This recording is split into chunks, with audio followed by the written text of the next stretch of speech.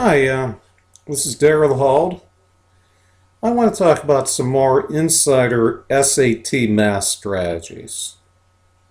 One of the biggest problems I've regularly heard students complain about the SAT math is the material is old material.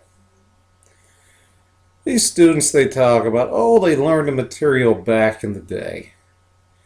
And many of the students that I tutor, they're juniors or even seniors in high school. And they learned the fundamentals back in middle school.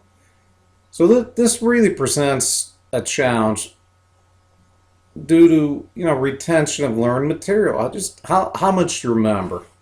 So this is a very important next SAT math strategy.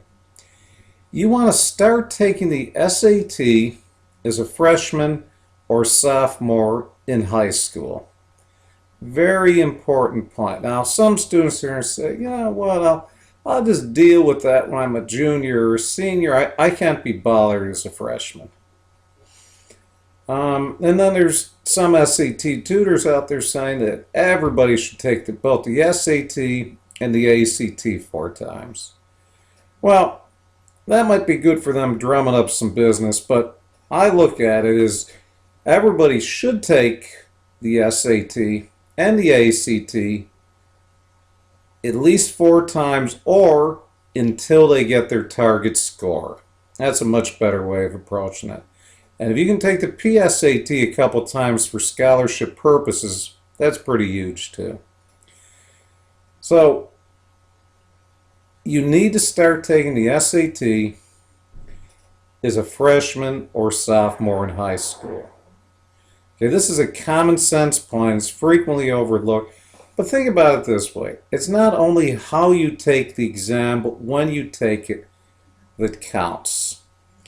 Do people take licensing exams, professional licensing exams, whether it's in nursing, medicine, attorney, real estate, CPA, do they take the exam years after they learn the material? No. Months? No.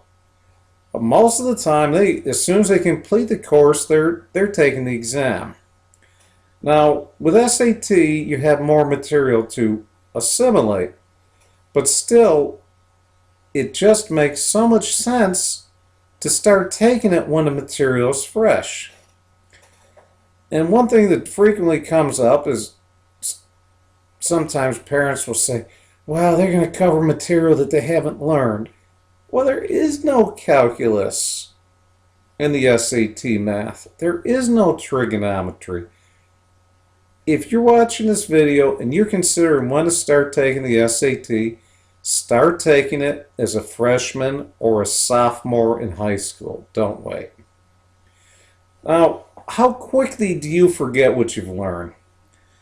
I've heard it said on the internet from sources that may or may not be reliable that we forget 80% of what we learn every day. And there's definitely some truth to that. Some of us are better at visual learning, others kinesthetic, and so on. But we definitely all forget a large part of what we learn. So think about it this way. This means that if you learn math concepts in middle school or even freshman year in high school, it's likely that you've only retained a minimum amount. So what would be a prime example of this is order of operations. This simply means the order in which you solve an equation. There's an acronym for this called PEMDAS.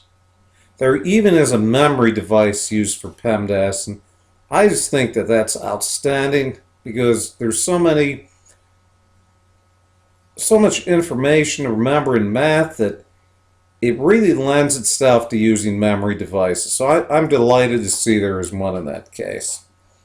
The one that's been around since antiquity, the Dark Ages, when I went to school, is called Please Excuse My Dear Aunt Sally. Now, PEMDAS stands for parentheses, exponents, multiplication, division, addition, and subtraction. So let's solve this equation that I have up here on the screen using PEMDAS. So we have 3 squared plus parenthesis 3 squared plus minus 3 squared plus parenthesis negative 3 squared.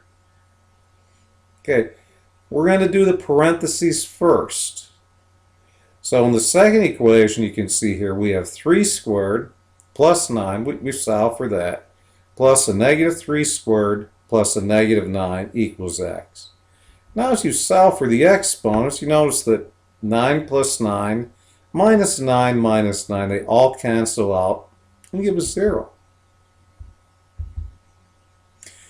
Do you see how in this basic equation that we would have had a completely different answer if we had not followed the order of operations? There's a broader lesson in this.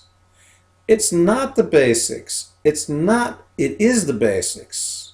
It's not the advanced problems that will often cause a student to select the right answer. Let's look closer here.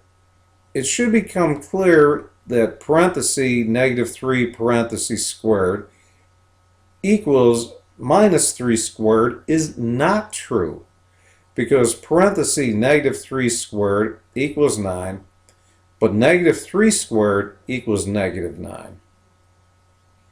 In the rush of the SAT math exam, a student can easily mix this up, unless they have steadily reviewed the fundamentals. We will continue to do this. Email or call me with any questions at tutorpro88@gmail.com, 770-324-0076, affordable-tutor.com.